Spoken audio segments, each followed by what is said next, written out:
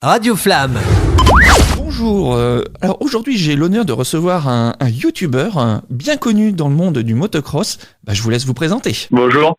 Moi c'est Cross Only, connu sous le nom de Cross Only, influenceur entre guillemets si je puis dire dans le monde du motocross, sur les réseaux sociaux, Instagram, YouTube. Ma passion c'est la moto et ce qu'on aime c'est retranscrire à travers nos vidéos cette passion, cette bonne humeur, cette joie de vivre qu'on a. Donc voilà, globalement c'est ça qu'on aime faire et voilà. Alors Cross Only justement, ça fait combien de temps que vous faites de la motocross? Et j'aimerais bien que vous me présentiez un tout petit peu l'univers du motocross, parce que j'ai entendu plein de monts barbares avec des MX et plein de chiffres comme ça. Enfin, j'aimerais bien connaître un petit peu votre univers, s'il vous plaît. Ouais, pas de problème. Alors moi j'ai commencé à l'âge de 13 ans le motocross. Aujourd'hui j'en ai 20, donc ça fait commencer cette discipline, cette passion. Malheureusement j'y suis tombé vachement tôt. Pourquoi je dis malheureusement? Parce que à partir du moment où on est mordu, on n'arrive plus à s'en défaire. Du coup j'ai commencé vachement tôt la moto et vachement tôt. J'ai commencé assez tôt la moto et ça fait maintenant 7 ans que j'en fais. Et pourquoi j'ai décidé d'y rester, de développer ce contenu et moi lier la passion de la vidéo avec la moto, tout simplement parce que cette passion, c'est vrai j'ai remarqué qu'elle n'était pas encore assez démocratisée. Donc c'était un peu le but de démocratiser tout ça. Et c'est vrai qu'elle a plusieurs appellations. Ça s'appelle le motocross, le MX. Et pourquoi le MX? En fait, c'est un diminutif de motocross entre guillemets. Après, dans cette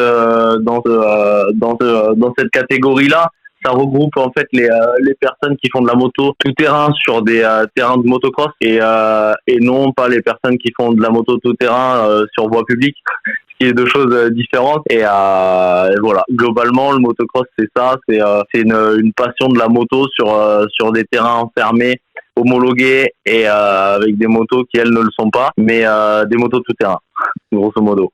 Alors, vous roulez en quelle catégorie, vous, en tout cas? Et on voit dans vos vidéos, vous faites beaucoup de sauts, en tout cas, et vous faites aussi beaucoup de mécanique. Alors, est-ce que ce sont des qualités qu'il faut absolument avoir pour faire un bon motocross, un bon pilote de motocross, pardon?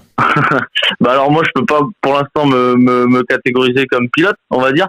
Mais déjà moi ma catégorie c'est le MX2. Donc pourquoi MX2? MX parce que c'est le diminutif de motocross et 2 parce que je roule sur une 250 cm3 et donc MX2 et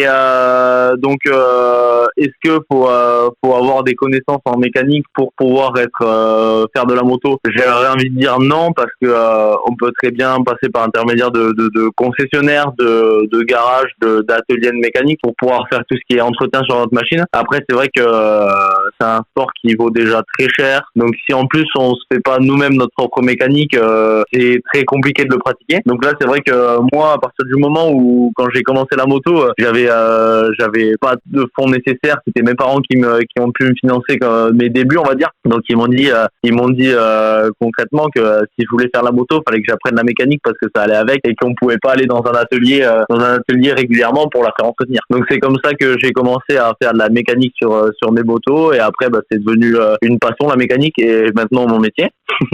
mais c'est vrai qu'aujourd'hui même tous mes potes qui eux font de la moto font leur propre mécanique sur leur moto, parce que c'est vrai que sinon ça coûte très très cher. Alors après il y a mécanique et mécanique. C'est vrai que sur nos motos nous on est obligé dès qu'on les achète neuves ou d'occasion, on est obligé les premières choses à faire entre guillemets c'est de faire une préparation de suspension, et ça c'est vrai que c'est quelque chose qu'on peut pas faire en interne dans notre propre atelier parce que ça demande des connaissances énormes, et du coup là c'est vrai qu'on le fait entre guillemets sous-traité par des ateliers de préparation, des mecs qui sont spécialisés là-dedans pour faire de la préparation de suspension. Donc c'est vrai que nous dire qu'on fait de la mécanique à proprement parler, c'est plus l'entretien qu'on fait sur nos machines quoi. Mais c'est vrai que c'est aujourd'hui quand on se lance dans ce domaine, c'est vrai que c'est quasiment indispensable de pouvoir de devoir même faire cette mécanique pour pouvoir s'en sortir et aller rouler régulièrement. Et j'ai envie de vous poser cette question, mais pourquoi vous avez commencé à faire du motocross? Est-ce que c'est parce que ce sont les sensations? Est-ce que c'est le côté un petit peu voltigeur? Est-ce que c'est le côté un petit peu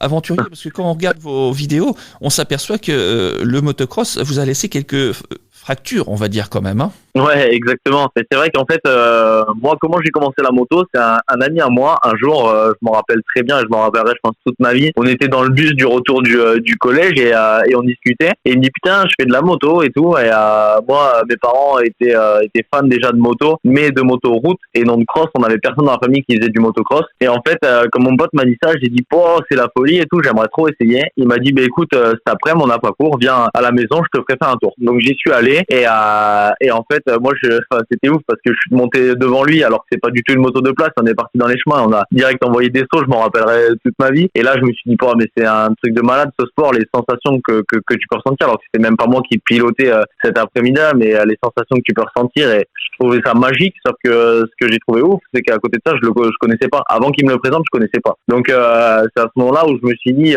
il y a vraiment quelque chose à faire. Du coup, deux mois après, j'ai acheté ma première moto. C'était une petite moto d'initiation, on va dire. Donc elle a pas fait long feu. Donc 4-5 mois après, j'en ai racheté une vraie motocross. Et c'est là que c'est à ce moment-là où quand j'ai commencé les premières fois à aller sur les terrains avec mon père qui m'amenait rouler. C'est là où je suis tombé et j'ai été mordu quoi par ce sport, par cette passion. Et du coup après au fil du temps, c'est là où la vidéo est rentrée un petit peu aussi dans ma vie et où j'ai décidé de mélanger les deux quoi. Alors on va en parler un petit peu après justement au niveau de la vidéo, mais je voudrais qu'on revienne justement sur la sécurité parce qu'on peut voir aussi que vous pratiquez un peu de ce sport, mais ça vous a laissé quand même quelques séquelles entre guillemets puisque pas mal de fractures. Des petites bêtises aussi que vous avez pu prévoir. J'aimerais bien qu'on en parle un petit peu aux auditeurs de Radio Flamme justement pour que les gens connaissent un petit peu les risques parce que c'est vrai que pour les parents qui vont nous écouter, c'est pas un sport non plus de tout repos, mais en même temps si vous sur la moto vous êtes conscient du danger, on arrive à maîtriser quand même. Exactement. Alors c'est vrai que c'est un sport qui est c'est un sport parmi tant d'autres on va dire parce que c'est vrai que le motocross c'est vachement plus les risques sont plus élevés.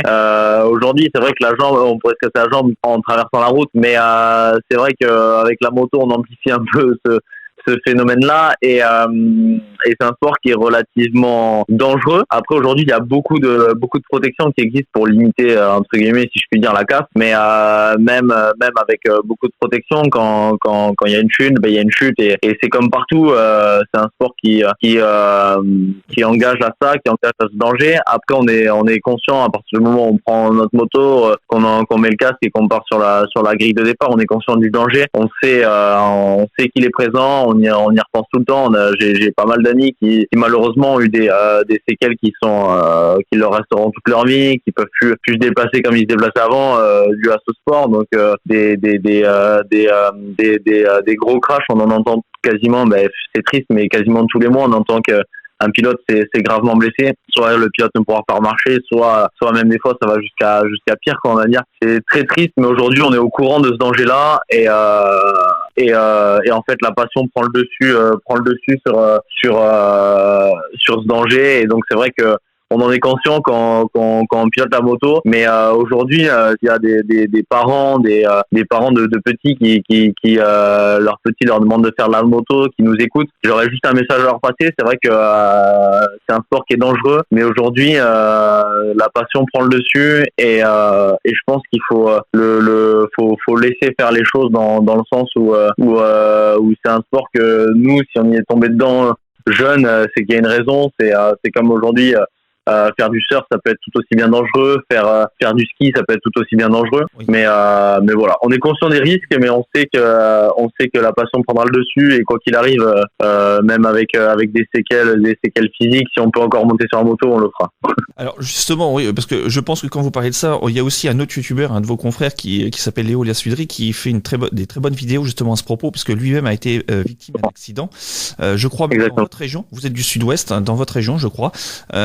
Et donc du coup il a eu ces accidents et donc du coup ça doit être un peu marquant quand même pour vous de voir ces images et cette force de caractère. Ouais, exactement. Alors après c'est vrai que dans notre région je saurais pas exactement dire à quel endroit a eu lieu son accident, mais c'est vrai que lui c'est entre guillemets un exemple pour tous les confrères du motocross qui se sont blessés quoi, parce que lui il s'est relevé il s'est relevé si je puis dire, il s'en est sorti en fait de son énorme crash et il s'en est sorti réussit vraiment très très bien et c'est même impressionnant, c'est au-delà de la médecine. Et donc c'est vrai que lui c'est vraiment un exemple pour nous et ce mec et voilà. grosso modo c'est juste impressionnant ce qu'il a fait quoi.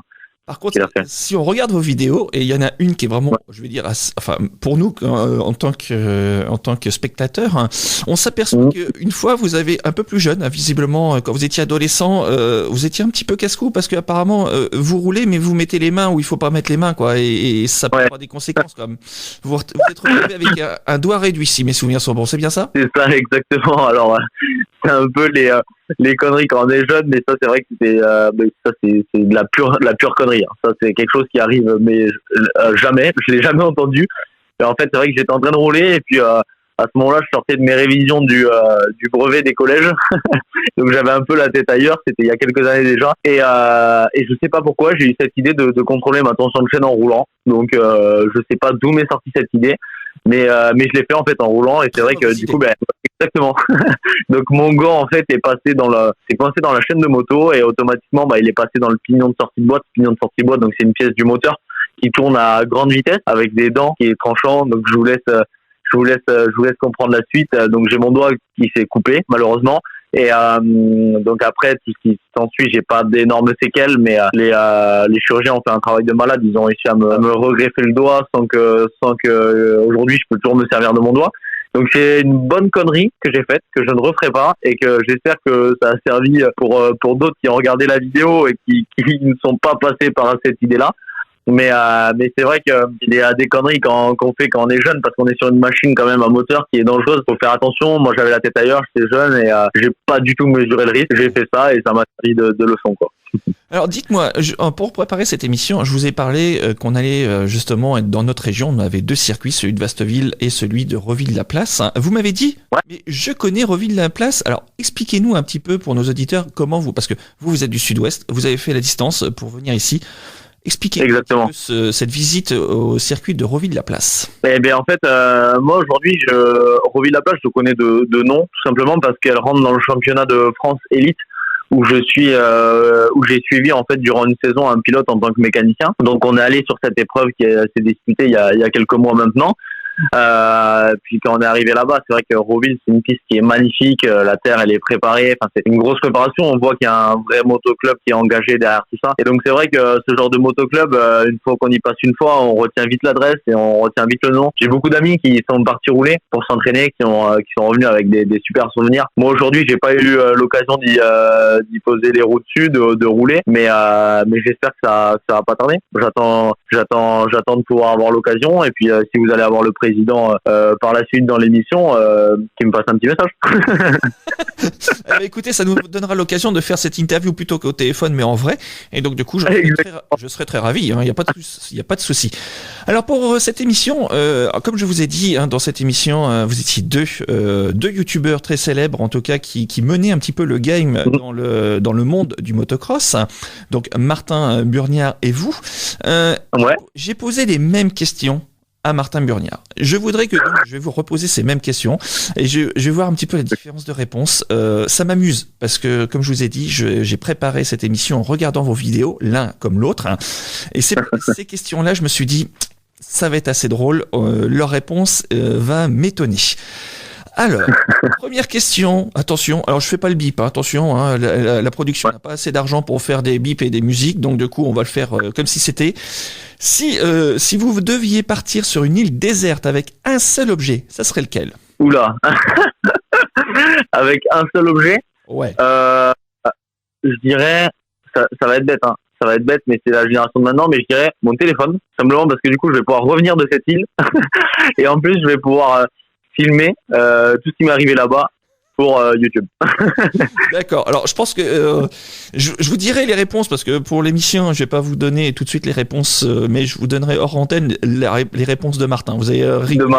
Mais c'est vrai que sur une île déserte, le téléphone, prenez un bon téléphone. Ouais. Pour pouvoir bien capter. Pour batterie. Exactement. Alors, donc du coup maintenant, deuxième question. Attention, votre hypermarché préféré vous propose de faire 90% toute l'année sur le produit et un seul article que vous préférez. Ça serait lequel? Le magasin de moto? votre hypermarché, je parle pas de moto, un hypermarché préféré. Ok, alors qu'est-ce que je prendrais si elle me propose de faire 90%? Je pense que c'est vrai que c'est une question qu'on se pose pas souvent, mais je pense que je prendrais un pack de 16,64 pour aller faire la fête avec les potes. D'accord. Bon, écoutez, vous devriez téléphoner à Martin quand même parce que je pense que vous et lui, vous devriez avoir l'entrée et le dessert. Sans problème. Troisième et dernière question. Toujours de retour sur votre île déserte. Ouais. Vous allez trouver un objet sur la plage. Alors, soit sur ces 3 magnifiques objets, vous allez devoir en prendre qu'un seul. Soit un magnifique verre à bière, soit une tronçonneuse sans chaîne, soit une noix de coco. Lequel vous allez prendre? Moi en premier, je pense que la réponse de Martin, ça a dû être le verre à bière. Mais bien. je partirais sur noix de coco parce qu'une fois qu'on l'a mangé, ça peut servir de verre à bière. Double utilité. Mais on sent quand même le professionnel. Je sens que Koh-Lanta sur TF1, vous devez le regarder parce que je pense que vous avez quelques connaissances de survie. C'est ça. Bon, en tout cas, ça a été un véritable plaisir de vous recevoir ici pour cette émission. En tout cas, on peut vous retrouver sur votre chaîne. Je vous laisse donner le nom, Cross Only, sur YouTube. Ça marche. Et je crois que vous avez aussi d'autres réseaux sociaux. C'est ça. Moi, principalement, c'est YouTube. Donc, mon nom, comme vous venez de le dire, c'est Cross Only. Après, j'ai Instagram sur lequel je suis très actif. Donc, voilà. N'hésitez pas à me rejoindre sur Instagram et YouTube, le même nom, Cross Only. Et voilà. Il n'y a plus qu'à venir kiffer nos conneries entre potes. Et si certaines personnes se posent la question pourquoi Cross Only, expliquez-nous en quelques secondes pourquoi ce nom Cross Only, mais je sais que vous avez demandé à rester un peu anonyme et garder ce nom Cross Only. Exactement. Moi aujourd'hui j'ai voulu choisir l'anonymat, donc pas donner mon prénom devant la caméra. Mais Cross Only en fait c'est un pseudo que j'ai mis en place il y a maintenant 6 ans maintenant. 6 ans. Et en fait, c'était parce que je voulais créer ma chaîne YouTube. Et en réfléchissant à tous les noms qui pouvaient me correspondre et tout ça, mais Cross Only en fait si on le traduit et si on l'inverse ça fait juste cross, sachant que sur ma chaîne c'est que du motocross. Voilà, d'où le nom Cross Only. Après c'est vrai que ça m'a pas mal plu et ensuite c'est resté auprès de moi durant toutes ces années et je pense pendant quelques années les années qui vont venir aussi. Voilà. En tout cas, merci beaucoup de votre présence ici. Peut-être à une prochaine sur le terrain, cette fois-ci de Reville-la-Place. On verra avec la direction qui est juste à côté de nous. Mais voilà. Et n'hésitez pas à téléphoner peut-être à votre hypermarché préféré pour voir si éventuellement 90% c'est possible pendant les soldes. Je vais y aller de suite. Essayez de leur dire que ça vient de la part de Radio Flamme. On ne sait jamais. Ça peut peut-être fonctionner. Voilà. Allez, très bonne après-midi. Merci beaucoup à vous. Bonne journée. Au revoir. Radio Flamme.